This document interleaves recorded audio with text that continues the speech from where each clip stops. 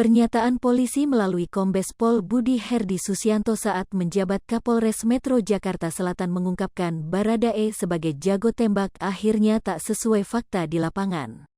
Bahkan Budi Herdi mengungkapkan Baradae sebagai pelatih vertikal rescue di Resimen Pelopor sebagai tim penembak kelas 1 padahal fakta yang sebenarnya Baradae belum setahun pegang pistolia juga bukan sniper alias jago tembak. Wakil Ketua Lembaga Perlindungan Saksi dan Korban, LPSK, Edwin Partogi mengatakan Baradae yang bernama lengkap Richard Eliezer Pudihang Lumiku bukan sosok yang jago tembak. Edwin Partogi menyatakan hal itu setelah LPSK melakukan pemeriksaan psikologis terhadap Baradae. Bahkan ungkapnya Baradae bahkan baru mendapatkan pistol November tahun 2021. Latihan menembak terakhir Baradae dilakukan pada Maret tahun 2022 pistol dia dapat dari Propam. Sementara soal tugasnya dalam keterangan pertama Polri disebutkan sebagai ajudan. Sementara hasil penelusuran Edwin Baradae bukan bertugas sebagai ajudan Irjen Ferdi Sambo melainkan sebagai sopir. Dalam tugasnya Baradae menjadi sopir untuk akomodasi Irjen Pol Ferdi Sambo. Namun Edwin juga menegaskan keterangan Baradae itu masih perlu diklarifikasi kembali ke sejumlah pihak. Kini Baradae pun sudah ditetapkan sebagai tersangka dalam kematian Brigadir Yosua Huta Barat.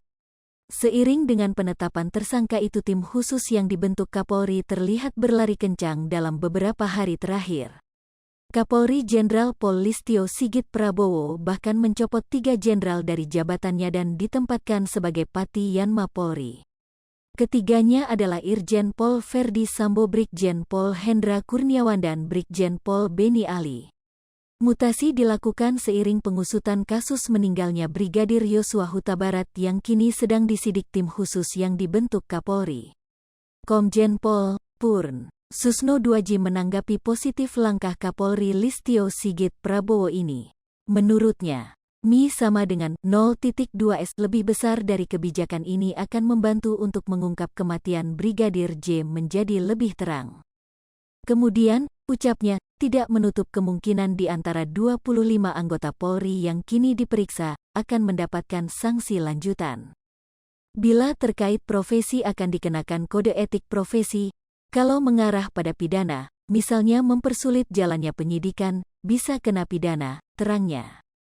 Sementara menurut Mansur Febrian, yang merupakan anggota tim kuasa hukum keluarga Brigadir Yosua, pasal 338 KUHP yang digunakan menjerat Baradae sebagai tersangka, menjadi indikasi pelaku tidak tunggal.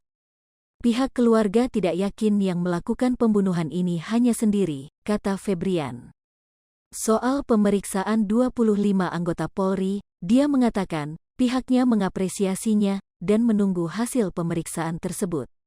Diberitakan sebelumnya, Kapolri mengumumkan 25 orang personel Polri diperiksa dampak dari meninggalnya Brigadir Nofriansyah Yosua Huta Barat. Kapolri Jenderal Listio Sigit Prabowo mengungkapkan pemeriksaan masih terus berjalan. Pemeriksaan tersebut terkait ketidakprofesionalan penanganan tempat kejadian perkara meninggalnya Brigadir J. Dia bilang, beberapa orang lagi diperiksa pada dugaan hambatan-hambatan dalam hal penanganan TKP dan penyidikan. Berdasarkan data yang disampaikan Kapolri, yang diperiksa itu mulai dari Tamtama hingga perwira tinggi. Jumlah perwira tinggi pangkat Brigjen yang diperiksa sebanyak 3 orang, kemudian pangkat Kombes 5 personel. Selanjutnya, polisi pangkat AKBP sebanyak 3 orang, perwira menengah pangkat Kompol sebanyak 2 personel, perwira muda 7 orang, dan bintara serta Tamtama 5 orang. Hai pemirsa Sri Popo TV, jangan lupa komen, like, dan subscribe, serta tonton terus berita-berita terupdate lainnya ya.